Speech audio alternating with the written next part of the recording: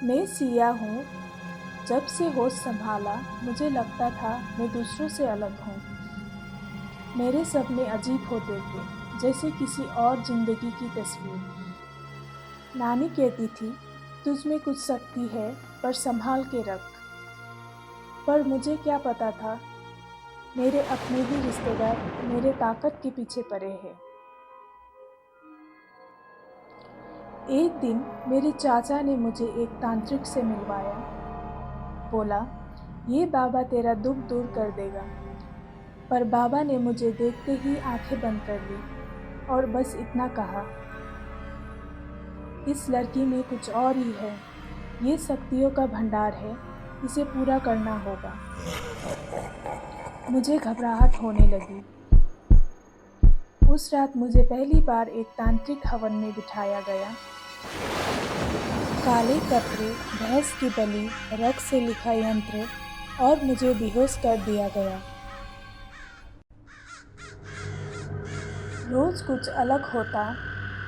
कभी मेरे बालों का चुरा लेना, कभी मेरे फोटो को चुपके जलाना, कभी किसी आदमी के लाश के ऊपर मुझे चुपके ले जाकर मंत्र पढ़ाना। एक रात जब मैं चुपके जाग रही थी, मैंने देखा चाचा और तांत्रिक मिलकर मेरे नाम का पितृ बलि दिया। वो कह रहे थे, आधी रात को जब उसकी आत्मा कमजोर होगी, हम उसकी शक्ति खींच लेंगे। और एक दिन हवन के दौरान मुझे किसी ने पीठ के पीछे से धक्का दिया।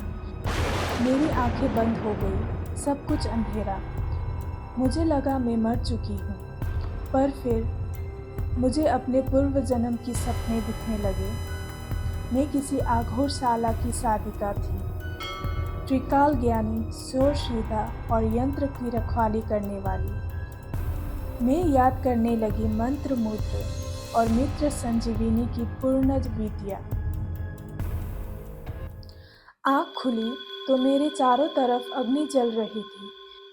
चाचा और तांत्रिक मेरे शरीर को खींचने की कोशिश कर रहे थे, पर उनकी आंखों में डर था। मेरे हाथ से एक प्राचीन मुद्रा निकली और मैंने मंत्र बोला, तामजो नासाया शक्ति प्रवदाय। पूरा हवन कुंड फट गया। तांत्रिक की आंखों से खून बहने लगा और चाचा ने चीख मारी।